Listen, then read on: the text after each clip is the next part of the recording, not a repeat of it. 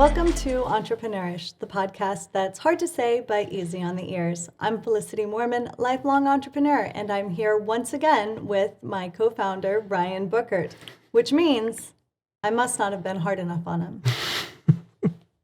I'm kidding. It wasn't that bad, right? Oh, no. I mean, I think you were doing a good job to make good conversations with people. And even you. Yes. Forget I'm on a video because I don't like video. I was kidding. I don't like social media. Look at it. So, Well, you're pushing your comfort zone. Trying to. I like it. Thank Congratulations. you. Thank you. All right. So the feedback has been phenomenal. Nobody knew about your background. Even some people in, I would say,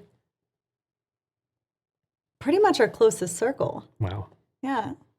Which says to me, I talk about myself too much. I don't mind. I want to start with why. I know your history, your upbringing, but talk a little bit about how you grew up and maybe why that humility and humble nature is so strong in you. Wow. Yeah, so I grew up and really in an area that my family really hasn't left that area since the 1640s. 1640s. Yes, and None of them had ever gone to college or anything like that. We're pretty much, grew up in a farming type area, and so we grew kind of a PA Deutsche manner, and had very different values where you didn't, talk about people. You didn't don't talk about yourself. It's more humility, I guess. I don't know. I like it. It's one of my favorite things about you and your whole family, frankly. Thanks. So now I'm going to ask him something he's going to hate. Say something in Pennsylvania Deutsch. No. That's so great. Okay, another time. I'll let you prepare next The time. PA Deutsch is big fun. Just like every time I try to speak any language, English is hard enough for me. Okay, I'll lay off this time. Next time. Seriously, I'm going to make you prepare. Okay. Oh my. Serious question coming from our Facebook group. Mm-hmm. And I thought it was a good question to start with. We have a lot on our plate. Yes. We say yes to a lot of opportunity. Yes. When do you say no?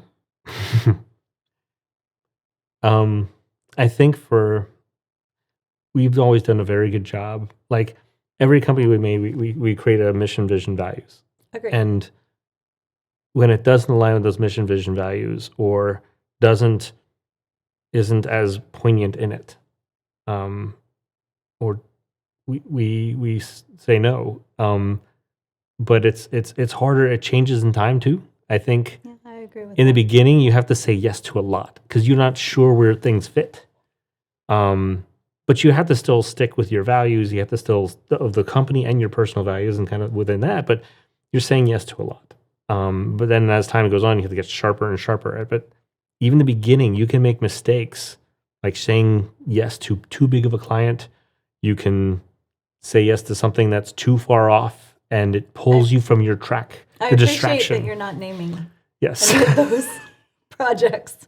Whew. And sometimes you're starving, and I think, if that's your only gig, it's harder to say Absolutely. to say no. But you sometimes have to. It can literally kill you. You can kill yourself with success. You can kill yourself lots of ways.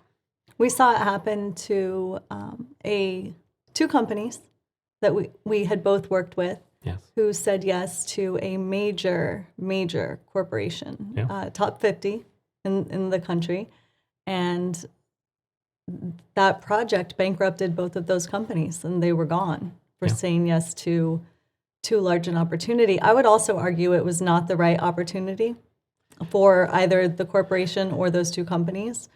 I don't even say that in hindsight. I said that before it happened. Yes. And I think it's hard, to your point, it's hard to say no when something is so possibly promising, which is why I think research is. Yeah. And it's hard to research when you're first starting. It's hard to know what you'll be good at, what you'll be successful. It's hard to figure out, things when you should say no for technological or business reasons that are beyond the scope of where you're at. But you have to find a way to And I inch think, forward. so one of the things that you and I did that I was very consistent in requiring is that we always had 3 major opportunities we were working towards. That doesn't mean we'd had signed contracts and we're working on 3, though that was often the case. But I think generally, when you're working on 3 major opportunities, business building opportunities, one is going to go away. Yeah. Something in the contract negotiations, in the technological specifications, something will go away. One of them is not going to go the way you expected or to the timeline that you expect. And one, if you work hard at all 3 simultaneously, should work out. Yeah, and big deals because they take so long. I think another important thing that you always did is made sure you had 3 contact points at different levels in those deals as you worked them, because you had more of a pulse on the technological level, a business level. Like I don't know the levels that you always aim at, but it seems that it helps you know and reacted sooner when things weren't going to go well. And people, not just people at different levels of corporations, but people generally have different communication styles, different comfort levels with being forthright with information. Yeah. And so when you're working with 3 or more people very closely on a day-to-day basis at a company, it does give you that pulse of where the project is truly at. Right. Versus if you focus on one, maybe C-suite, and they don't give you the time, or they're not forthright, or they are working multiple profit and loss projects that could be competing with one another. It's very eye-opening to maintain those close contacts and conversations across a company. Yeah. That was necessary all the time. Yes. Also, to your point about saying no, when you say yes to something, inevitably it removes capacity from you and your business to say yes to something else that could be better or more right. Yeah. So, saying yes is saying no somewhere. Yeah, saying yes is saying no to something that could be better. And that's also very hard to predict.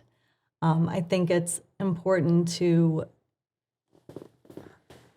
have moments for reflection. And It's hard to find. It's very hard to find, especially in startup life, right at the beginning, when you start to scale, through an acquisition, all of these moments when you're struggling, when you're growing, scaling, but not as fast as you want to, or you take a huge leap, but then those aren't predictable. So I think it's important to know, but it's not easy to know when. No. But it brings me, because I was just thinking about your leadership in those types of areas, like business development and things. But I find, your understanding of your CEO-ship of what it means, like what it means to be a CEO, to be incredibly clear, and you communicate it to your team. And I was wondering if you can share that actually, because you're asking me questions. Well, no, because I just was thinking about it. Sorry. Fair play. Yeah, so my job as CEO is twofold, and that's all. It is to enable the best team in the world to do their best work, and then tell the world that they've done it. And I don't think there's a better job. Honestly, the best team in the world. So this is very... What does that mean to you? Because you have a lot on that. Yeah, it's a nuanced statement, but just enable the best team in the world to do their best work and tell the world that they did it. They do it. Okay. So best team in the world. Hire well. I am slow to fire. It is. I don't think it's a weakness, but I have been criticized. I do believe if you find a right person, you can find the right place. And it may take more time, which means money, than anticipated. But I truly believe if you hire right people who have the right mindset, who share your core values, then you can find a right place for that person within an amount of time that enables that person and the company both to thrive. And that I'm also slower to hire, because I believe once you hire somebody, you're responsible for them. And I don't think that that's maybe widely prevalent in maybe corporate America.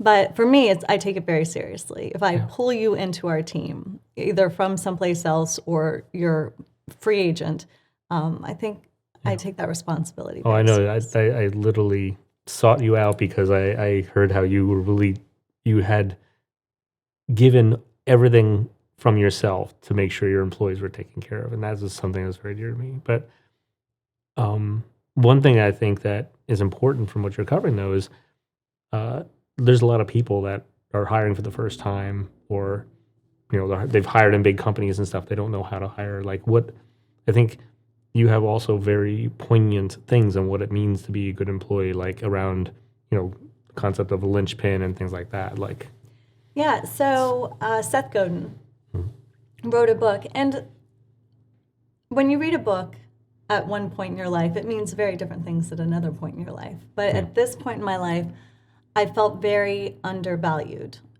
as an employee. And for that one job you had. right, just one. Again, worst employee in the world, don't do it, no matter what. But it was frustrating. I take pride in my work. I work as hard as I can, no matter with whom or what I'm doing, and I give everything I can to my work. And so it was very frustrating for me to not be seen, much less rewarded in a way that I thought would have been appropriate. And so I read Seth Godin's book, Linchpin, at the same time. And the concept is to be irreplaceable. Now, this doesn't mean don't take vacation. This doesn't mean don't get rest and rejuvenate. It just means deliver uniquely what is you to your workplace. If you can't bring your unique self to your workplace, you're not in the right place. And I clearly wasn't. Right. And I ask that of our teams, all of our team members across all companies. Just deliver me your unique best. I didn't hire you because you're the best at blank, necessarily. I hired you because you're the best you, and you bring your uniqueness to this space. And that's part of culture. That's part of your art, so your skills that you bring to the workplace. It's part of your attitude. It's holistic. And it also, delivering that as an employee, delivers grace to you on the days where you can't deliver. Yeah. And it may not be because you don't want to deliver. It's personal crisis, it's family, it's People go through things. a million things people go through. And delivering that self to your workplace, and hopefully your personal life as well, but to your workplace, creates a space where you're seen. Yeah. And again, if you're not seen, you're not in the right place. So enable the best team in the world. So team is hugely important to me. And maintaining a team of linchpins means that you're going to suffer. It really does. Suffer, you have to adapt a lot. You have to adapt a lot. Around what talents you have at the time and your strategic plan. And it's going the right direction, but you may be veering based on the people. Yeah, and what happens when someone leaves who's a linchpin? Then you veer again. You veer again. You have to rebuild the machine. Yeah. A linchpin is technically it's a tool. Mm-hmm.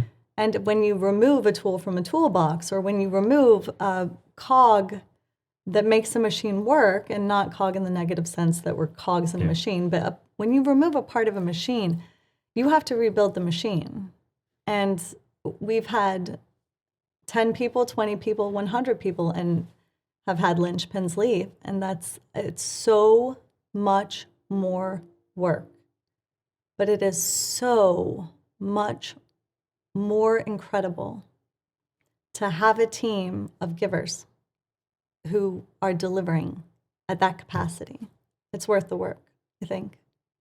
Do you think? Oh yeah. I mean, it's it was a concept that was hard for me to understand when we started and why it was so beneficial. But I think that I can come up with a concept and there'll be an engineer that like is taking something so much faster in a direction I wanted to go in the future. I'm like, well, I'm going to shift that this is now going to be something we're going to be more poignant on and emphasize and use that and try to move that tech across the team. And there's just, when you're open to the fact that these people's gifts can be beneficial to the company and they can make a difference, it enables, I think, faster and more diverse in thinking, and I don't know, it's just a lot of areas. It requires a lot of neuroplasticity. Yes. Mm-hmm. Yes.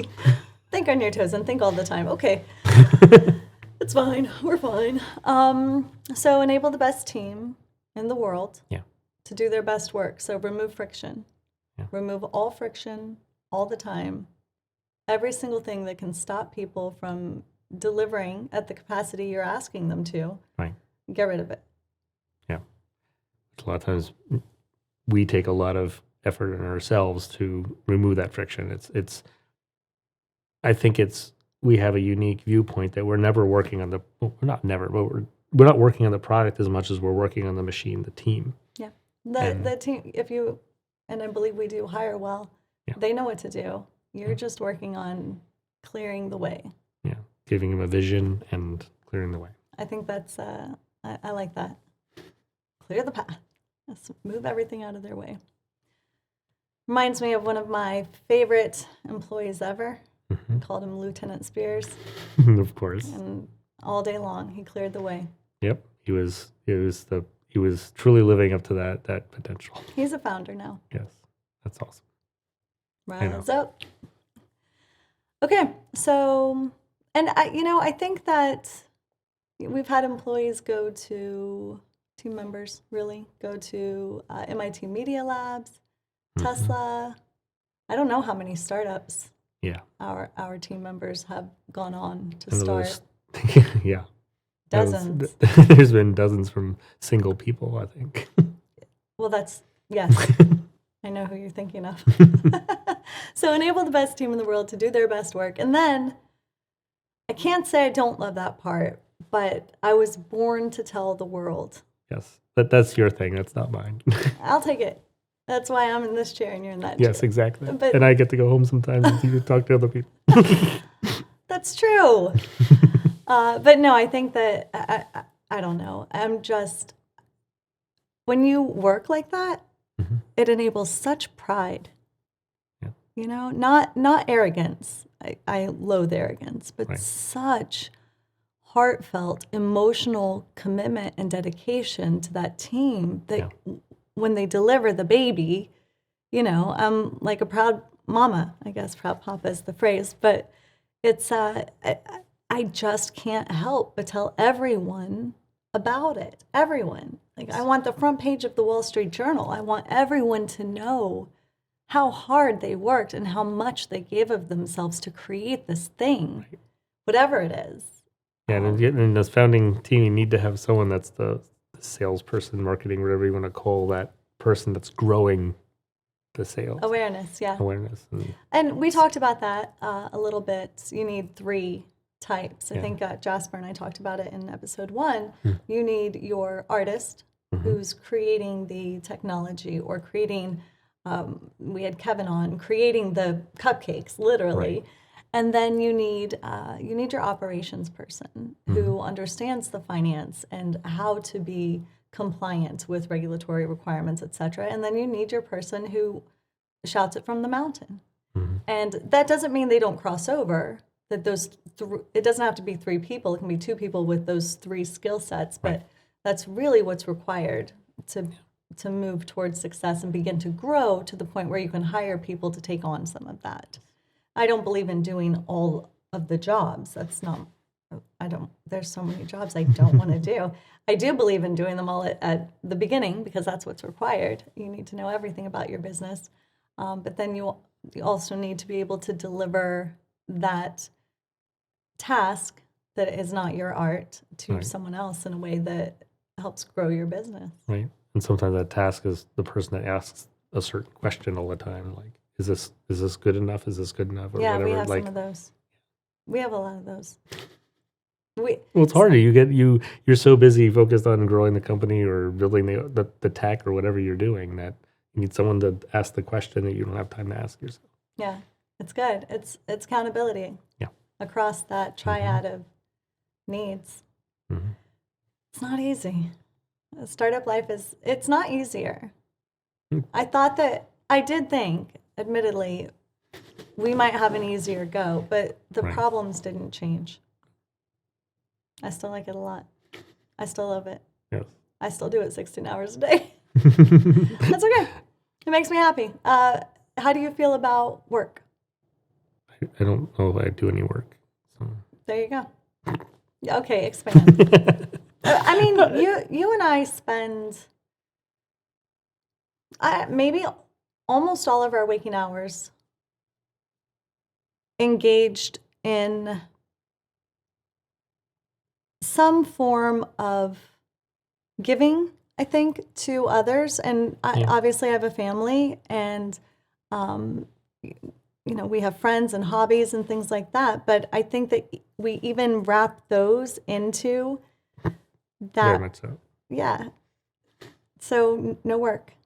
No work. No, I mean, I don't feel as I almost never felt as if I needed to do a job. I don't know. Like I'm an extreme minimalist. Don't like things. I can pretty much move in the middle of the woods and be okay. Like I'm fine. But when there's ideas and passion, I think of things I want to do and things I can share with the world. I just love it so much that I want to do that. I don't know. And it's not about a job for me or work. It's about the thing that excites me every day, that I get to do it, and I just push to get it done. I don't know. You do good work, even if it's not work. All right. We had another question. Okay.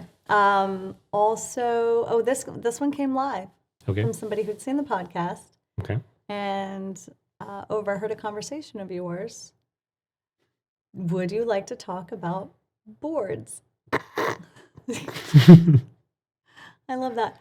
Okay, so let's hit two types of boards. Yes. There's the board of directors, and there's also a board of advisors. Yes. So and people confuse those. That's yes, important. people confuse those, and they are not to be confused. Do you want to talk a little bit about the difference? Well, you can.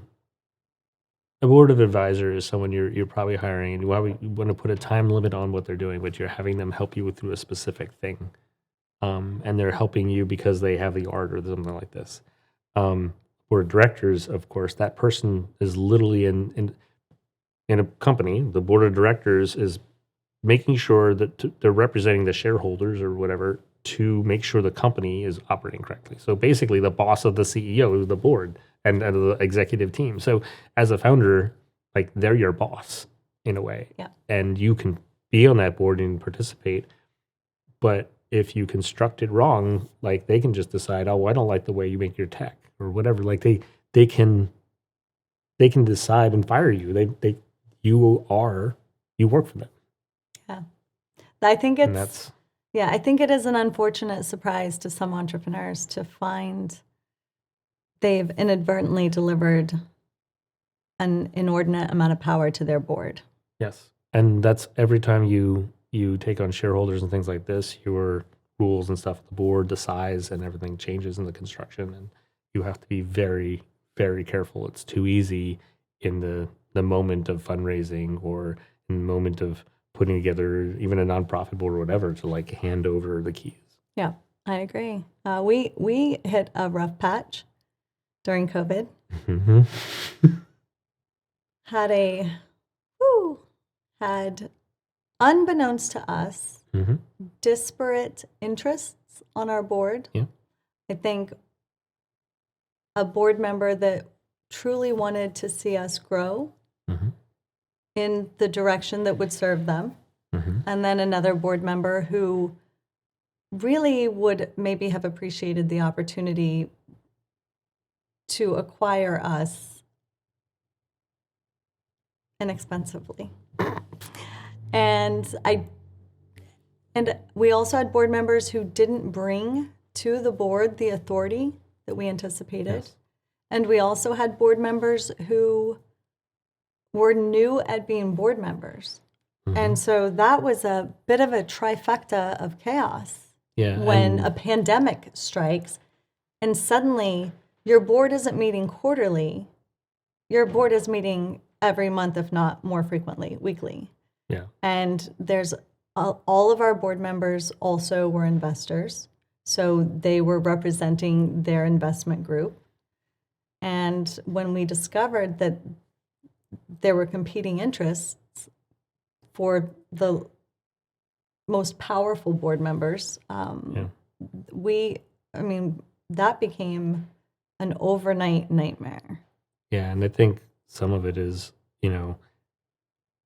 as entrepreneurs, your board members don't have to necessarily be entrepreneurish. That's true. And not understanding how you face a large thing like a pandemic, Right. and how you have to prepare and I think there was a lot of times that you were saying things that I believed in and they didn't understand it. No, so in my experience, I'd gone through 2008 as an entrepreneur. Yeah. And the global economic recession took out so many companies and businesses and friends. And I saw and experienced so much devastation that when the pandemic hit, I'd seen this level of ambiguity before. I had experienced as an entrepreneur this level of unknown unknowns. Yes. And I feel like I was taking it very, very seriously. And I was willing to do anything at all to safeguard our team. Yeah.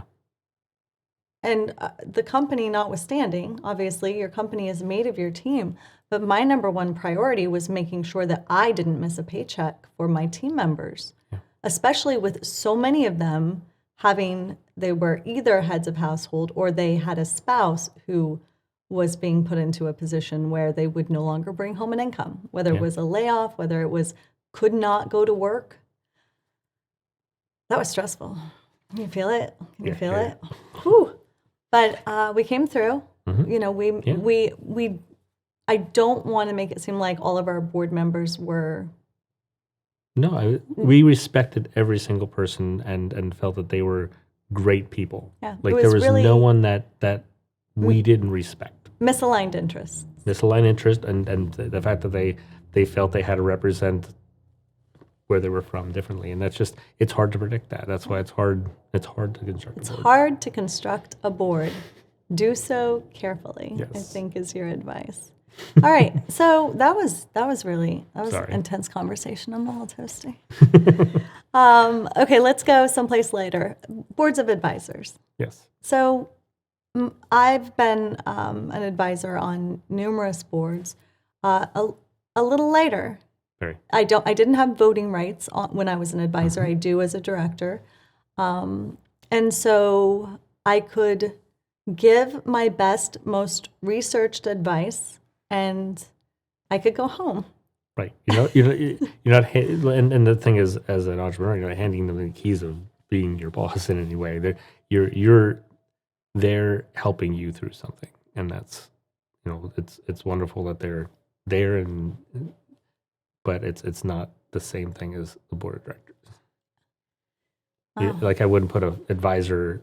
There's advisors that are tremendous that can advise the company. But sometimes that advice has a time period that it's applicable. Yeah, we saw that on our board. We actually had directors who were for a period of time on purpose, and they behooved us greatly, and they're still friends and acquaintances, and help out us and our former employees even. Yeah. It's brilliant. All right, I know what you're most excited about. But I think it's worth mentioning again. Okay. Yeah. All you. Well, we finally have an official launch date for our app. I don't think we're disclosing it yet. I guess we're waiting. I don't know. But yeah, it's almost there and has it's all the pieces are coming together just as I really wished, as any entrepreneur, wish it's a lot sooner. But Always. But we So I- learned a lot. yes, learned a tremendous amount, and like I said before, that it had to be a product that we had to like work through a lot of technical things. But finally having those technical things out of the way feels kind of freeing. That we've solved all the technical things. Now it's like implementation and starting to turn the machine faster. Turn the machine. It's Yeah. it's good to have more clarity. Like we now know this is the architecture. This is the way this works. This is this is where we add fuel to the fire, where we can make this cog go faster. Like it's more mechanical. There's a machine. It's like starting with no machine, and you finally have a machine that's starting to run. I can't wait to tell the world you made it. I know. With our team. You've been waiting forever for that one. Listen, it's the whole second half of my job is missing. Yes. Tell the world they did it. Yes. I'm excited. That's what I'm most excited about right now. Yeah. Okay. What did I miss? Oh, No? I got everything? I never know. All right. That is part 2 with Ryan Buchert, my co-founder, the co-founder of Boss Tech, which is going to launch on, just kidding. Stay tuned for that information. It's coming soon. Thank you for watching EntrepreNourish, and stay tuned for also more content to nourish your entrepreneurial soul. We'll see you soon. Okay.